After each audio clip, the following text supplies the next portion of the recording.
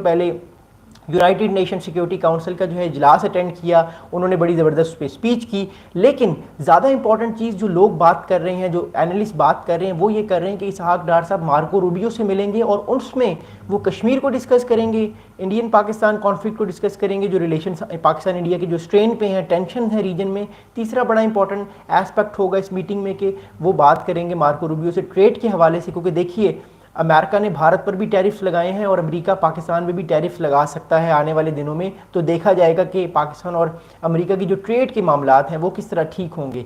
چوتھا اور فائنل بڑا امپورٹنٹ ایسپیکٹ ہے وہ یہ ہے کہ خطے میں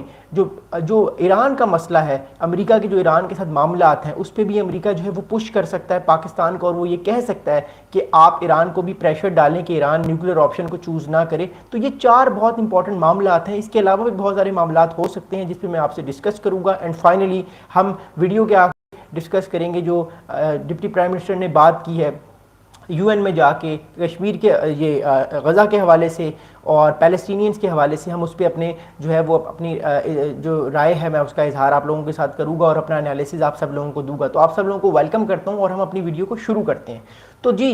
25 جولائی یعنی کل کے دن ملاقات ہوگی واشنگٹن میں American secretary of state Marco Rubio کی پاکستان کے deputy prime minister Ishaq Dar صاحب سے. یہ ملاقات بہت امپورٹنٹ ہے. اس کی میں آپ کو وجہ بتا رہا ہوں یہ میٹنگ اتنی امپورٹنٹ کیوں ہے. کیونکہ اسحاق ڈار صاحب جو ہیں وہ واشنگٹن گئے ہی اس لیے ہیں کہ وہ امریکی جو ہائی آفیشلز ہیں ان کے سے ملاقات کریں، انڈیا پاکستان کو ڈسکس کریں، کشمیر کے معاملے کو اٹھائیں اور ٹریڈ کی بات کریں مارکو روبیو کے ساتھ، اور خاص طور پہ ایران کی بات بھی کریں کیونکہ ایران کا بھی پرابلم امریکہ کو ہے اور امریکہ خاص طور پہ انگیج کرے گا ان کو پاکستان کو کہ آپ ایران کے ساتھ معاملات ٹھیک کریں، تب ہم آپ کے بھارت اور پاکستان کے معاملات ٹھیک کروا سکتے ہیں. اور چائنا اس چیز کو کس طرح دیکھ رہا ہے کیونکہ چائنا بھی ان چیزوں کو بڑے غور سے دیکھ رہا ہے کہ پاکستان اور چین کی جو پاکستان اور امریکہ کی جو قربت ہے اس کو چائنا کس نظر سے دیکھ رہا ہے، اور چائنا کیا اس پہ پاکستان کو کہے گا کہ آپ اپنے معاملات بیلنس رکھیں، ایک طرف ٹلٹ نہ ہوں، آپ دونوں کے ساتھ معاملات بہتر رکھیں. کیونکہ چائنا اور امریکہ کی جو ایک نیو کولڈ وار ہو رہی ہے ریجن میں، وہ کولڈ وار بھی بڑا جاننا ضروری ہے اور دیکھتے ہیں آنے والے وقت میں چیزیں جو ہیں وہ کس طرف جائیں گی.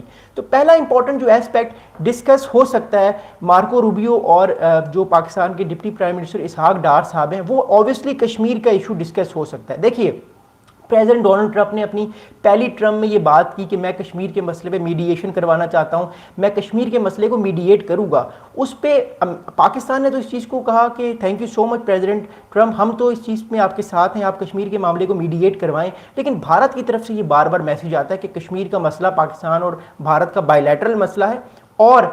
کشمیر جو ہے وہ کسی بھی معاملے پہ امریکی صدر کی بات نہیں سنے گا اور وہ کسی طرح کی میڈییشن نہیں چاہتا. لیکن صدر ٹرمپ نے بارہا میڈییشن کی بات کی کشمیر پہ، بارہا. آپ کو یاد ہوگا 2019 میں جو بالا کوٹ والا پرابلم ہوا تھا اور پھر پاکستان انڈیا کی جو ایک ایئر انگیجمنٹ ہوئی تھی، اس کے بعد پریزیڈنٹ ٹرمپ نے کہا تھا کہ میں کشمیر کے معاملے کو حل کرنا چاہتا ہوں. پھر اس کے بعد پریزیڈنٹ ٹرمپ نے بھی ریسنٹلی جو انڈو پاکستان مئی کا کانفلکٹ ہے اس میں انہوں نے میڈییشن کروائی تھی، ٹویٹ کیا تھا اور دنیا کو بتایا تھا. کہا جا رہا ہے کہ پریزیڈنٹ ٹرمپ نے 25 بار یہ کہا ہے، 25 ٹائمز کہا ہے یہ جب سے یہ کانفلکٹ ختم ہوا ہے انڈیا پاکستان کا، کہ میں نے پاکستان انڈیا کے کانفلکٹ کو ختم کروایا. تو ایک طرح سے امریکن ایڈمنسٹریشن جو ہے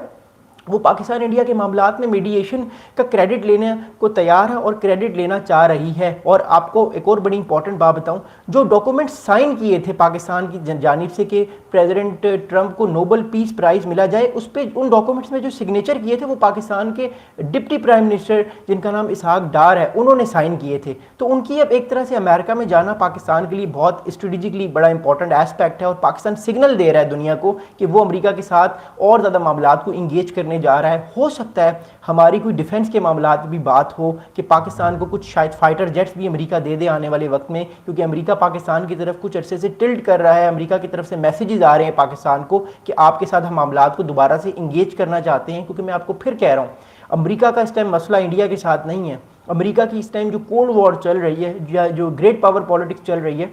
وہ چائنا کے ساتھ ہے. And America wants to contain China تاکہ چائنا اتنا طاقتور نہ ہو جائے کہ کل کو امریکہ کو وہ اپنے ریجن سے دھکے دے کے نکال دے اور چائنا جو ہے گلوبل یا ایک ریجنل ہیجمون بن جائے. تو امریکہ نہیں چاہتا. تو ابھی تک تو امریکہ کی سپرمیسی ریجن میں قائم ہے، بٹ وہ اب چائنا آہستہ آہستہ انڈو پیسیفک میں اور ایشیا میں چیلنج کر رہا ہے. تو چائنا پاکستان کے جو ڈپٹی پرائم منسٹر ہیں ان کی اور مارکو روبیو کی اس ملاقات کو بڑے غور سے دیکھے گا. وہ پوائنٹ ٹو بی نوٹڈ کریں گے کہ کیا آنے والے وقت میں پاکستان جو ہے وہ اس ملاقات کے بعد اپنی طرف سے کیا لائحہ عمل نکالتا ہے، یا ہو سکتا ہے ہمیں چائنا کی طرف سے بھی کوئی میسیجنگ آئے کہ اپنے اسٹانس کو بیلنس رکھیں، کیونکہ ایز آف ناؤ ہم نے دیکھا ہے کہ پاکستان کا جو اسٹانس ہے چائنا کو